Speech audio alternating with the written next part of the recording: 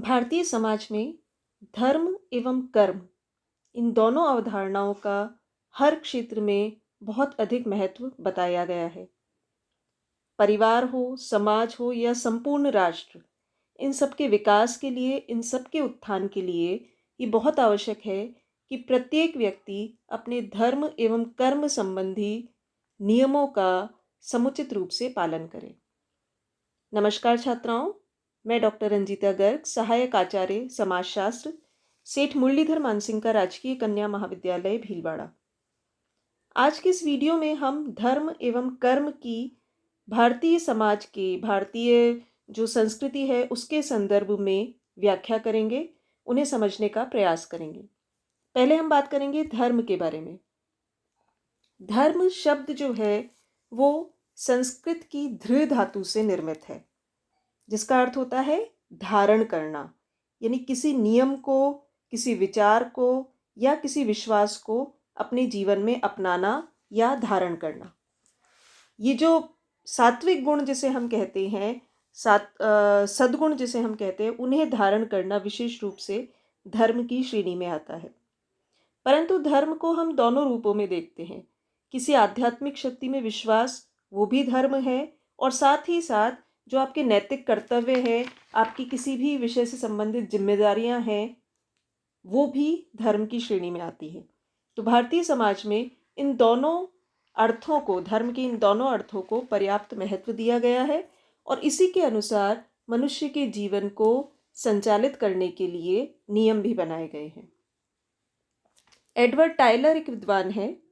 वो धर्म को परिभाषित करते हुए कहते हैं कि धर्म आध्यात्मिक शक्ति में विश्वास है, यानी एक ऐसी शक्ति में विश्वास जो कि मनुष्य से ऊपर है, अलौकिक है, मनुष्य पर अपना नियंत्रण स्थापित रखती है। इस प्रकार की शक्ति में विश्वास रखना धर्म माना जा सकता है। मेलिनोस्की जो है वो कहते हैं धर्म क्रिया का एक तरीका है और साथ ही विश्वासों की एक व्यवस्था भी, यानी कार्य करने का, किसी पर्टिकुलर तरीके से कार्य करने का और उस कार्य से संबंधित जो विश्वास समाज में व्याप्त है, उनकी व्यवस्था धर्म है। आगे वो कहते हैं धर्म एक समाजशास्त्री घटना के साथ साथ एक व्यवस्था है। यह विश्वास किसी अलौकिक शक्ति में होता है, यानी समाज से संबंधित घटना भी है धर्म, और साथ ही साथ समाज को सुचारू रूप से संचालित करने की, ये समाज में व्यवस्था स्थापित करने की एक विधि भी है। प्रमुख विशेषताओं को अगर हम डिस्कस करें धर्म की, तो पहला है धर्म अलौकिक शक्ति में विश्वास है, यानी मनुष्य जब ये मानता है कि इस लोक से परे कोई ऐसी पारलौकिक या अलौकिक शक्ति है जो कि उस पर नियंत्रण स्थापित करती है, उस शक्ति में विश्वास धर्म है। धर्म में पवित्रता की भावना का भी बहुत महत्व बताया गया है, क्योंकि धर्म में हम पवित्र चीज़ों को अपवित्र चीज़ों से अलग करने की एक व्यवस्था बनाते हैं। अर्थात ईश्वर से संबंधित, ईश्वर से संबंधित जो भी वस्तुएं हैं, रिचुअल्स हैं, क्रियाकलाप हैं, उन सबको हम पवित्र मानते हैं और बाकी सारी चीज़ों को हम सांसारिक या अपवित्र की श्रेणी में रखते हैं। तो धर्म में पवित्रता की भावना का बहुत अधिक महत्व है। धार्मिक क्रियाएं भी होती है धर्म में, जो भी मंत्रोच्चारण है, यज्ञ हवन है, इन सब के माध्यम से अपने ईश्वर को प्रसन्न करने का प्रयास किया जाता है। साथ ही साथ पूजा एवं प्रार्थना भी की जाती है। अलग अलग धर्मों की अलग अलग पूजा विधि हो सकती है, अलग अलग प्रार्थना विधि हो सकती है, व्रत भी हो सकते हैं, रोजे भी हो सकते हैं। तो वो अलग अलग तरीके हैं जिनके माध्यम से एक व्यक्ति अपने ईश्वर को प्रसन्न करने का प्रयास करता है। धर्म के विविध स्वरूपों की अब हम यहाँ चर्चा करेंगे कि भारत में, हिंदू धर्म में धर्म के जो विविध स्वरूप बताए गए हैं, 3 प्रकार के धर्मों का यहाँ उल्लेख किया गया है, जो कि न सिर्फ इस बात पर जोर देता है कि ईश्वर की आराधना धर्म है, बल्कि साथ ही साथ मनुष्य के जो सांसारिक क्रियाकलाप हैं उसमें किस तरीके से अपने नैतिक कर्तव्यों को निभाकर, जैसे हम कहते हैं ईश्वर की आराधना करना धर्म है, साथ ही साथ हम ये भी कहते हैं कि मानव सेवा करना हमारा धर्म है। यहाँ पर धर्म का मतलब कर्तव्य से भी है। तो धर्म के विविध स्वरूप यहाँ पर बताए गए हैं। पहला हम बात करेंगे सामान्य धर्म की। सामान्य धर्म को मानव धर्म भी कहा जाता है। इसके अंतर्गत वे नैतिक नियम आते हैं जिनके अनुसार आचरण करना प्रत्येक व्यक्ति का परम दायित्व है। यानी कुछ ऐसे नियम, समाज द्वारा मान्यता प्राप्त कुछ ऐसे नियम जिसके अनुसार आचरण करना व्यक्ति के लिए आवश्यक है। इस धर्म का लक्ष्य मानव मात्र में सद्गुणों का विकास करना होता है। मौन रहना, ब्रह्मचर्य रखना, त्याग की भावना होना, स्वाध्याय करना, संतोषी होना, सभी प्राणियों में अपने आराध्य को देखना या सभी प्राणियों से प्रेम करना, महापुरुषों की संगति में रहना, ईश्वर चिंतन करना, ईश्वर का गुणगान करना, पूजा और यज्ञ आदि करना, ये सब जो है ये सामान्य धर्म माने गए हैं जो कि हर व्यक्ति के लिए आवश्यक है। इंद्रियों पर संयम रखना, क्षमा करना, काम और लोभ की भावना पर नियंत्रण करना, पवित्रता को बनाए रखना, ये सब कुल मिलाकर सामान्य धर्म माने गए हैं जो कि हर व्यक्ति का मनुष्य जीवन में जन्म लेने के नाते कर्तव्य भी है। विशिष्ट धर्म को स्वधर्म भी कहा गया है। यानी विशिष्ट तौर पर जब आप अपने लिए धर्म के कुछ नियम बनाते हैं वो विशिष्ट धर्म कहलाते हैं। ये विशिष्ट धर्म आपको अपने वर्ण के आधार पर भी निभाने पड़ सकते हैं या ईश्वर को प्राप्त करने के लिए जो भी हम विशिष्ट कर्म करते हैं वो सब विशिष्ट धर्म की श्रेणी में आते हैं। इसके अंतर्गत वे कर्तव्य आते हैं जिनका समय, परिस्थिति और स्थान, इन सबको ध्यान में रखते हुए पालन करना व्यक्ति के लिए आवश्यक है। ब्राह्मण व शूद्र, गुरु व शिष्य, पति पत्नी, माता पिता, पुत्र, इन सब के लिए अलग अलग प्रकार के विशिष्ट धर्म हो सकते हैं। वर्ण के आधार पर, पारिवारिक स्थिति के आधार पर, परिवार में आप पिता हैं तो उस आधार पर, पुत्र हैं तो उस आधार पर, पुत्री हैं तो उस आधार पर, हर व्यक्ति का अपना एक विशिष्ट धर्म होता है। हिंदू धर्म में कुछ प्रमुख विशिष्ट धर्मों का उल्लेख किया गया है। वर्ण धर्म, आश्रम धर्म, कुल धर्म, राजधर्म, युग धर्म, मित्र धर्म और गुरु धर्म। इन सब में आपको अलग अलग प्रकार से अपने धार्मिक कर्तव्यों का निर्वाह करना होता है। उसके बाद है आपत धर्म। आपत का मतलब होता है आपत्ति का समय। तो ये माना गया है कि कई बार व्यक्ति ऐसी दुविधा में पड़ जाता है, कुछ ऐसी परिस्थितियां क्रिएट हो जाती है जबकि उसे ये नहीं पता होता है कि उसे सामान्य धर्म का पालन करना है या विशिष्ट धर्म का पालन करना है। तो वहां पर आपत्ति काल में या संकट के समय व्यक्ति को ये छूट दी गई है, ये उसमें स्वतंत्रता दी गई है कि वो चुन ले कि यहाँ पर कौन सा धर्म का पालन ज़्यादा महत्वपूर्ण है। रोग के समय, किसी शोक के समय, कोई विपत्ति या धर्म संकट की स्थिति में व्यक्ति को अपने कर्तव्य नियमों में चयन करने का, कि उसके लिए उस वक्त क्या प्राथमिकता है, उसके आधार पर निर्धारित करने की अनुमति दी गई है। ये अपवाद हो सकते हैं परंतु नियमित तौर पर आपको सामान्य विशिष्ट धर्म का ही पालन करना है, लेकिन आपद धर्म की जो सुविधा है वो भी दी गई है। यह परिस्थिति विशेष से संबंधित अस्थायी धर्म है। जब परिस्थिति खत्म हो जाए, आपत्ति समाप्त हो जाए, तो हम फिर से अपने सामान्य या विशिष्ट धर्म का पालन कर सकते हैं। कई बार कर्तव्यों की दृष्टि से दोनों धर्मों के बीच में टकराव की स्थिति पैदा हो जाती है। जब व्यक्ति को ये नहीं पता हो, एक ब्राह्मण के लिए ये आवश्यक है कि वो अन्न का दान करे या जो संरक्षण की भावना है या जो बचा के रखने की, संचित करने की भावना है, उसका त्याग करे। परंतु अगर वो किसी ऐसी परिस्थिति में फंस जाता है जहाँ पर कि उसे पता है कि उसे आगे अन्न नहीं मिलेगा या उसके लिए संचित करना आवश्यक है, तो वहाँ पर उस आपद धर्म की सिचुएशन में वो इस नियम को तोड़ भी सकता है।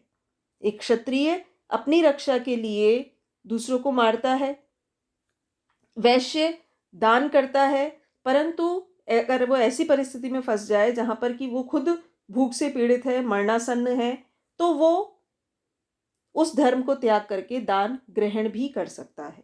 तो इस प्रकार से धर्म के विविध स्वरूप बताए गए हैं जो कि मनुष्य के सामान्य जीवन को और धार्मिक उत्थान से संबंधित जो उसके उद्देश्य हैं ताकि वो अल्टीमेटली मोक्ष प्राप्त कर सके, इन सब पर पूरी रोशनी डालते हैं, पूरा प्रकाश डालते हैं। और साथ ही साथ आपद धर्म के बारे में भी बताया गया है जिसके माध्यम से व्यक्ति विपरीत परिस्थितियों में भी अपने धर्म को नियमित तौर से फॉलो कर सकता है। धर्म के प्रकार जो हैं, बेसिकली धर्म जो है वो भारतीय समाज में ही नहीं बल्कि पूरे विश्व में एक बहुत महत्वपूर्ण संस्था है, जिसके माध्यम से समाज का और राष्ट्र का कल्याण संभव है। तो धर्म के प्रमुख प्रकार यानी कुछ जो उसके अच्छी चीज़ें हैं, जिसके माध्यम से कुछ फंक्शंस जो हैं, जिसके माध्यम से कल्याण हो रहा है। तो पहला है मानसिक तनाव से मुक्ति। मनुष्य अपने सांसारिक जीवन में बहुत प्रकार के मानसिक तनावों से परेशान होता है। अलग अलग वर्ग के लोगों को, अलग अलग आयु वर्ग के लोगों को हर परिस्थिति में कुछ ना कुछ मानसिक तनाव भी रहते हैं। क्यों? क्योंकि मनुष्य की इच्छाएं जो हैं वो जब पूरी नहीं होती तो वो तनाव की स्थिति में आ जाता है। तो धर्म उस मानसिक तनाव से आपको मुक्ति दिलाता है। ईश्वर में जब हम आस्था रखते हैं, अपने मानव धर्म को प्रॉपर रूप से फॉलो करते हैं, तो कहीं ना कहीं हम उस मानसिक तनाव से अपने आप को मुक्त पाते हैं। सामाजिक मूल्यों एवं मान्यताओं का संरक्षण भी धर्म के माध्यम से ही होता है। जो पीढ़ी दर पीढ़ी मूल्य और मान्यताएं हस्तांतरित होती है, पिता अपने पुत्र को, पुत्र अपने पुत्र को, वो पीढ़ी दर पीढ़ी ट्रांसफर करता है, और उन मूल्यों और मान्यताओं का संरक्षण धर्म के माध्यम से ही संभव है। नैतिकता की भी स्थापना होती है। समाज में क्या उचित है, क्या अनुचित है, किस प्रकार से सबके कल्याण की भावना को साथ में रखकर हम समाज को आगे बढ़ा सकते हैं, ये नैतिकता का विकास, कि किसी को बेवजह परेशान नहीं करना है, सबका हित करने की भावना रखनी है, किसी से धोखा नहीं करना है, सत्य बोलना है, ईमानदारी को फॉलो करना है, ये सारी चीज़ें जो हैं वो धर्म के माध्यम से ही समाज में स्थापित होती हैं। और यही कारण है कि धर्म सामाजिक एकता में भी सहयोगी सिद्ध होता है, क्योंकि समाज में अगर सभी लोग सद्व्यवहार करेंगे, एक दूसरे के कल्याण की भावना रखेंगे और साथ ही साथ एक प्रकार का जुड़ाव महसूस करेंगे एक दूसरे के साथ, तो समाज में एकता भी स्थापित होगी और साथ ही साथ प्रत्येक सदस्य में, समाज के प्रत्येक सदस्य में सद्गुणों का विकास भी होगा। तो ये धर्म के प्रमुख प्रकार हैं। अब हम बात करेंगे कर्म के बारे में। कर्म की अवधारणा भी भारतीय समाज और संस्कृति में प्रारंभ से ही बहुत अधिक महत्वपूर्ण रही है। अलग अलग वर्णों के अलग धर्म बताए गए हैं। अलग अलग आश्रम के जो स्टेज में व्यक्ति जाएगा उसके अलग अलग कर्म बताए गए हैं। कर्म शब्द की भी उत्पत्ति संस्कृत भाषा से हुई है, क्री धातु से, जिसका अर्थ है करना, कोई व्यापार करना या कोई भी प्रकार की क्रिया करना। इस दृष्टि से अगर हम देखें तो मनुष्य जो कुछ भी करता है वो सभी कर्म के अंतर्गत आता है। खाना पीना, उठना बैठना, चलना फिरना, कोई भी क्रिया करना, वो सब कर्म की श्रेणी में आता है। कर्म को हम कर्मन शब्द से भी जोड़ते हैं, जिसका अर्थ होता है कर्तव्य, कार्य, क्रिया आदि। इस दृष्टि से कर्म का तात्पर्य उन सभी क्रियाओं से है जो मनुष्य अपने दायित्वों के निर्वाह हेतु करता है या जिनसे व्यक्ति का भाग्य का निर्माण होता है। गीता में कहा गया है कि मनसा, वाचा और कायिक से, यानी मन, वाणी और शरीर से जो भी क्रियाएं की जाती है वो कर्म है। यानी व्यक्ति मन में अगर कुछ विचार करता है, इच्छा करता है, संकल्प करता है, वो भी कर्म है। दूसरों को जो कुछ कहता है या बातचीत करता है या व्यवहार के रूप में प्रकट करता है, वो भी उसके कर्म है। कर्म के अंतर्गत 3 तत्वों का होना आवश्यक है: कर्ता, परिस्थिति व प्रेरणा। कर्म को संपादित करने के लिए किसी व्यक्ति का होना आवश्यक है, यानी कर्ता। साथ ही कर्ता कोई क्रिया शून्य में नहीं करता, बल्कि उसके लिए कोई परिस्थिति होनी आवश्यक है। यानी कर्ता जो भी कर्म करेगा वो किसी परिस्थिति में होगा, और तीसरी बात कि उसके पीछे कोई ना कोई प्रेरणा होगी। अगर हम भोजन करते हैं तो उसके पीछे भी एक प्रेरणा होती है, वो है भूख। तो जो भी क्रिया व्यक्ति कर रहा है उन सब के लिए कर्ता, परिस्थिति एवं प्रेरणा का होना अति आवश्यक है। व्यक्ति को अपने सभी कर्मों का फल इसी जीवन में नहीं भुगतना पड़ता, ये माना जाता है हिंदू धर्म में, भारतीय समाज में, भारतीय संस्कृति में ये माना गया है कि कर्म की जो व्यवस्था है वो न सिर्फ इस जन्म से बल्कि पिछले जन्म और अगले जन्म, इन दोनों की अवधारणाओं से प्रेरित होती है। कर्म के प्रकार अगर हम डिस्कस करें तो प्रमुख प्रकार जो माने गए हैं संचित कर्म, प्रारब्ध कर्म और क्रियमाण कर्म। संचित, जो कि आपको नाम से पता चलता होगा, जिसका संचय किया गया है, यानी मनुष्य ने अपने अतीत में, अपने पिछले जन्म में जो भी कर्म किए हैं, जो भी कर्म उसने पिछले जन्म में किए हैं, वो सब उसके संचित कर्म है। प्रारब्ध कर्म जो होते हैं उसका अर्थ है पिछले जन्म में किए गए कर्मों का फल जब व्यक्ति को इस जन्म में भोगना पड़ता है, अच्छा भी हो सकता है, बुरा भी हो सकता है, वो उसका प्रारब्ध कर्म कहलाता है। संचित कर्म पिछले जन्म में किए गए कर्म, और प्रारब्ध कर्म जिन कर्मों का फल, पिछले जन्म में किए गए जिन कर्मों का फल वो इस जन्म में भोग रहा है, वो उसके प्रारब्ध कर्म है। क्रियमाण कर्म जो कि वो वर्तमान में कर रहा है। तो ये तीनों प्रकार के जो कर्म हैं वो कुल मिलाकर इस बात की ओर इशारा करते हैं कि कर्म का संबंध न केवल वर्तमान जीवन से है बल्कि भूतकालीन जीवन एवं भावी जीवन से भी है। संचित कर्म में पिछले जन्म के कर्म हैं आपके, प्रारब्ध कर्म में इस जन्म में जो कर्म आप कर रहे हैं उसके पीछे पिछले जन्म के किन कर्मों का प्रभाव है, और क्रियमाण कर्म हम इसी आधार पर करते हैं ताकि हम अगले जन्म में अच्छे जीवन को व्यतीत कर सके। तो ये सब पुनर्जन्म के एक संपूर्ण चक्र से प्रेरित हैं और उसी से संबंधित है।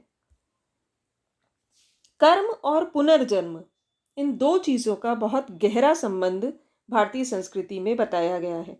ये दो सिद्धांत ऐसे हैं जिन्हें हम एक दूसरे से पृथक नहीं कर सकते, बल्कि इनके बीच में एक प्रकार का कार्य कारण संबंध है। जैसे आप जो बीज बोएंगे उसी अनुसार पौधा उगेगा, उसी प्रकार से जो कर्म करेंगे उसी के अनुसार आपका अगला जन्म निर्धारित होगा। ये माना जाता है कि मनुष्य जो है वो अपने कर्मों का फल भोगने के लिए ही जन्म जन्मांतर तक विभिन्न योनियों में जीवन धारण करता है। यही कारण है कि हमें हमेशा से ये कहा जाता है कि अच्छे कर्म कीजिए ताकि आपका अगला जीवन जो है वो सुखमय हो। उपनिषदों में सबसे पहले कर्म और पुनर्जन्म की अवधारणाओं का सिद्धांत दिया गया था। ये माना गया कि मनुष्य को अपने कर्मों के अनुसार न केवल परलोक में ही सुख दुख प्राप्त होता है बल्कि बार बार संसार में जन्म भी लेना पड़ता है। जो मान्यताएं पुरुषार्थ की है, धर्म अर्थ काम मोक्ष, जिसके बारे में हम अगले वीडियो में डिस्कस करेंगे, उसमें भी कहीं ना कहीं ये इस बात पर जोर दिया गया है कि मोक्ष प्राप्ति जीवन का अल्टीमेट उद्देश्य होता है, जबकि व्यक्ति जन्म और मरण के बंधन से पूर्णतः मुक्त हो जाता है। जब तक वो पूर्णतः मुक्त नहीं होगा उसका बार बार जन्म होगा और उसे बार बार अलग अलग योनियों में जन्म लेना होगा। परंतु अगर आप सत्कर्म करते हैं, अच्छे कर्म करते हैं, तो इस बंधन से हम मुक्त हो सकते हैं। सतपथ ब्राह्मण जो है उसमें भी यही कहा गया है कि जो व्यक्ति पूर्ण ज्ञान प्राप्त कर लेता है वही ब्रह्म में एकाकार होता है और जन्म मरण के बंधन से मुक्त होता है। कठोपनिषद में कहा गया है कि मृतक की आत्मा नवीन शरीर धारण करती है। क्यों? क्योंकि उसके कर्म अगर प्रॉपर नहीं है, मोक्ष से प्राप्त नहीं होता, तो उसे नया जन्म लेना पड़ेगा। बृहदारण्यक उपनिषद जो है उसमें भी कहा गया है कि आत्मा मृत्यु होने पर मनुष्य के द्वारा जीवन भर किए गए कर्मों के साथ शरीर से बाहर निकलती है।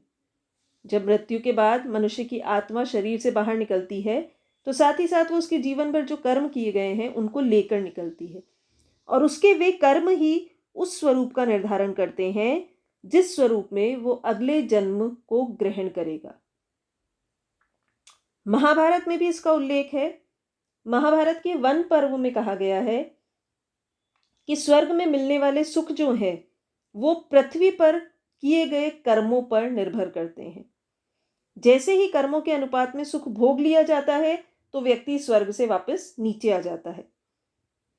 इसके अतिरिक्त सुख के दूसरे विश्व के परे एक सदा सर्वदा बने रहने वाला निवास भी है, जो कि पर ब्रह्म के नाम से जाना जाता है, जबकि आप ईश्वर में लीन हो जाते हैं, ईश्वर में एकाकार हो जाते हैं और पुनः इस विश्व में जन्म नहीं लेना पड़ता। परंतु इसके लिए निस्वार्थी होना, विनम्र होना, अपनी इंद्रियों को वश में करना और पूर्ण ज्ञान प्राप्त करना अति आवश्यक है। कर्म का सिद्धांत इस बात की भी व्याख्या करता है कि कुछ व्यक्तियों का वर्तमान जीवन उनके सत्कर्मों को देखते हुए सफल और सुखी होने के बजाय असफल और कष्टमय क्यों है।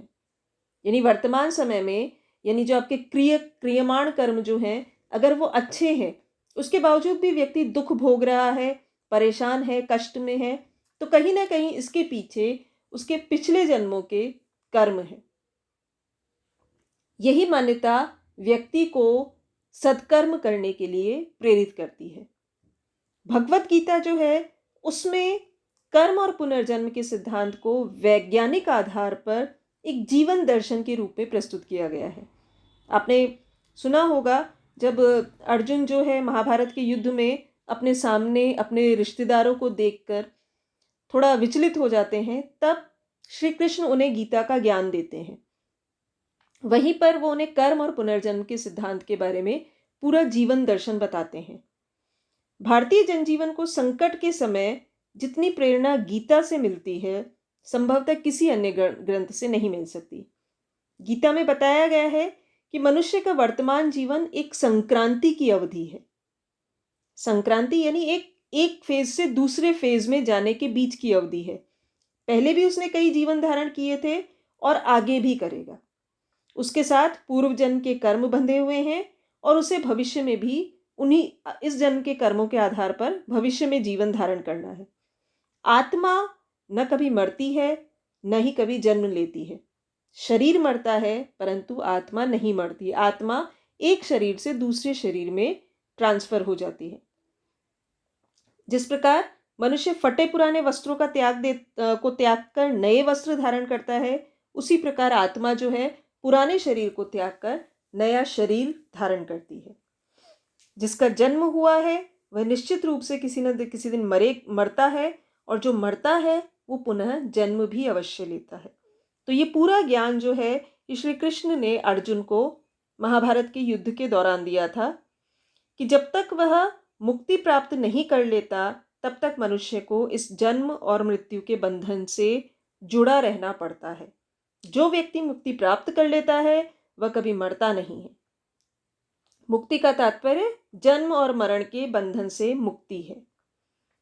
कर्म को यहाँ पर एक अलग दृष्टि से भी देखा गया, यानी उसके अर्थ को एक अलग दृष्टि से भी देखा गया कि कर्म को ही अगर जन्म मरण के चक्र में फंसे रहने का कारण माना जाए तो इसका मतलब है मनुष्य को निष्क्रिय हो जाना चाहिए, कुछ करना ही नहीं चाहिए।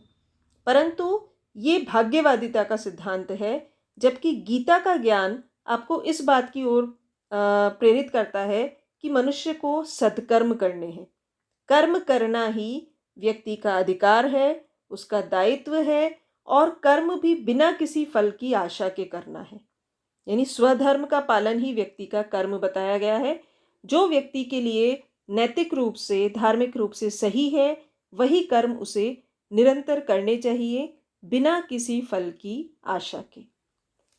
तो ये भारतीय समाज की बहुत महत्वपूर्ण अवधारणाओं के रूप में धर्म एवं कर्म की अवधारणा है, जिसका विश्लेषण आज मैंने किया है।